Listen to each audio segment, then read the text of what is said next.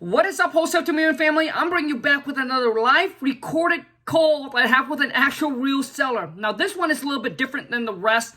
This one is when I call back to let the seller know that I cannot make the number work and we would like more time to see if we can make it work. Now, I want to tell you a little bit about what's going on with this deal. So when we first talked to the seller, we lock it up in a contract, and then we actually found a buyer that wants to buy it, but he came in very, very low, much lower than what we lock it up in a contract. And we were going to make about, I think, 15,000, right? But I tried to renegotiate with the seller, and the seller at that time didn't want to go through with that price. And then, so the seller had the property listed with an agent for about 3 months, and then it became expired. Seller contacted us back. And but throughout the process, we actually kept a very close follow-up with the seller.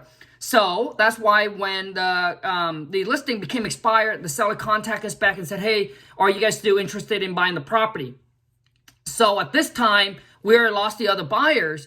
And so we lock it up in a contract, and I let the seller know that, hey, because we really, last time, we showed it to tons of buyers. But the issue with this property is that it sits next to a creek, and most of the land is wetland, and it's very slopey, so it cannot be subdivided. A lot of people that were interested in this deal here was going to subdivide, keep the house, and build on the extra partial. And also too, there is a ton of work that is needed done to the property, and there's stuff that the seller didn't tell us. So when I decided to lock it up on the contract the second time, I let the seller know that, hey, we're going to try to do the best that we can to see if we can make the number work, all right? We asked, so we lock it up for 60 days. And the thing is, when you're dealing with sellers, you obviously, if you cannot sell the property, you cannot find the buyer for the property, you want to let the seller know as soon as possible so that, so they can move on and do whatever they needed to do. So I did tell the seller that. I did tell the seller that, and the seller know that the property does have issue. So it became expired. We lock it up in a contract for $50,000 less, right? For $50,000 less. So we basically lock it up in a contract for the low price that we initially renegotiate where the other buyer wants the deal. But so we lock it up in a contract. We send it out to our buyer. So it's been 3 weeks. And the property just not the ideal property, and it just doesn't work.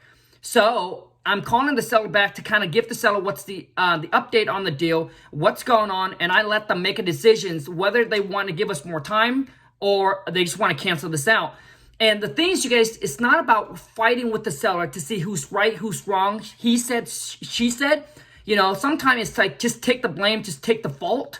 And the key thing is distract them, and then go for the main, go for the main goal. Like, what is the goal for this phone call? The goal is to see if the seller is willing to give us more time, to see if we can keep on doing whatever we needed to do, but also let them understand that, hey, if we can make it work, then we'll let you know that we can close on it. If we cannot make it work, then obviously that much time you're giving us is, then we can just get this canceled. We cannot guarantee, right? You want to let the seller know that. And on this call here, just like I said, not about arguing with the seller who's right, who's wrong, just the main goal, what it is that needs to be done on the call. You guys, I really honestly don't know if this call will add any value to you or not. So I really don't know. Like on this one, I really don't know. And it takes me so long to do these kind of video. I got to cut it. I got to paste it and put it all together and upload it for you. So if it does add value to you, like if you actually like it, because I really honestly don't know, please show me some love and some support. Smash the thumbs up and comment below and let me know as well. Also, use comment below and let me know what's the one takeaway you got from this video. Also, too, if you're new to the channel, then boom, smash the subscribe button, turn on that bell notification so when I upload a new video or when I go live, which I do every single Friday, 9 a.m. Pacific Standard, right, where I get on a live and I actually role play with you, right? We're gonna do a live cold call role play, and I'll let you know and give you some tips, advice on what you're good at, what you're not good at, to help you improve your phone call skills so you can convert more leads into deals and lock more property on the contract. Because talking to seller, man, is what I do 24/7. 365, and when it comes to negotiating, I'll get the seller to drop the price like it's hot outside. So if that is one of your weakness, then you should check out my Khang seller script. The link is in the description. I promise you, it will be the best investment you ever make. So no further ado, you guys. Here's the call, and I hope you truly, really enjoy it. Here it is. Yes, it is. Ron, how's your day going? Well, could be better, I guess. They told me you don't want the place now after we talked on the phone and you said 320 work for you. My wife was sitting right here. Yeah, the thing, if you remember our conversation when I first called you back and chat with you, I'm saying that, we're going to do the best that we can to try to make that number work. But before we can let you know for sure. That was the first time. You didn't say that on this other time. I think on the second time I also said that too. I miscommunicated with you. No, you said it would ask me if I'd give you 30 to 60 days. And I said, you're going to buy it this time, right? And you said, oh, yeah. Well, my wife's sitting right here. You can ask her. She'll tell you. Yeah. I think there must have been a miscommunication because I did say that, well, before we can actually commit and make sure that that number works, we would have to obviously have a contract to walk through the property again to make sure all the number works before we can commit to that. And no, you didn't say that. Yeah, I'm sorry if I miscommunicated. That's why we asked for a 30 to 60 days to make sure that we can get some people in there. The property just needs it needs a lot of work too. Is the problem is that the property doesn't sit on like a flat. There's a lot of slope, a lot of hills, and there's a creek. With majority of the lot being on a on a wetland, and the house just needs the property just needs a ton of work to be able to do anything. I got the biggest pad of stuff set in here. What's that? I got a lot of stuff set in here that has to put onto it. Yeah. So as of right now, we got a couple of other meetings set and talking with some other partners on it as well. I mean, at this time, I'll leave at this time in your and Linda's court. If you guys want to continue to give us, obviously some more time to see if we can still try to see if we can get some people to go in there and. You still got another month. Yeah, but I also don't want it to hold you back as well. If you are okay with that, we're gonna do the best that we can. I'll have to make a couple of trips because I know that we got some other meeting that I would have to go to, and then I'll have to pitch this to them and see if it's something that we can get people on board with.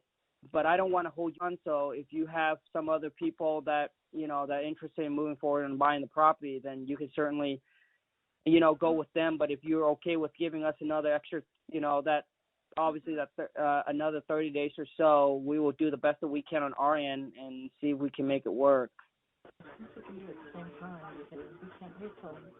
Do what same time? Well, can we look around too while you're doing it too? You know what I mean? Yep. I know. Let's go ahead and do that. And I'll let our team know. Well, see, Andy had told me that the 320 wouldn't work for you, but the 320, remember we talked about that? We couldn't go no lower because... because you guys got to pay off the mortgage and want to be able to walk away with some money. Well, we'd only get 20 grand, and not just that, but the place that is through told us we couldn't go no lower. It'd be a short sale, and they wouldn't let us borrow no more money. Yeah. No, I completely. We pay taxes on 461. I mean, I got the stuff proof right here. I showed it to John. Yeah. I absolutely understand. Yeah, so that's what we can do the best that we can. We worked last time with 340, and this time it's 320. Yeah, I know. Well, the thing is, I understand that, we have to try, because if we don't try, we don't know if it works. Because I know that you guys put it on the market, and, it seems like everybody's running into the same problem as far as seeing, the property, the amount of work and the location on what the property is sitting on. But like I said, we can continue to do the best that we can. I can call a couple more meetings with some other people. And then I will keep you posted as far as, if we can, move forward or not on it. But at the same time, you guys can do what you need to do. And if you happen to find somebody that's going to buy, just let us know. And then we'll be able to, obviously just send a cancel addendum so you can sell to somebody else. But if you are okay with giving us more time on it, we'll do the best that we can on our end and see if together we can, obviously make something work.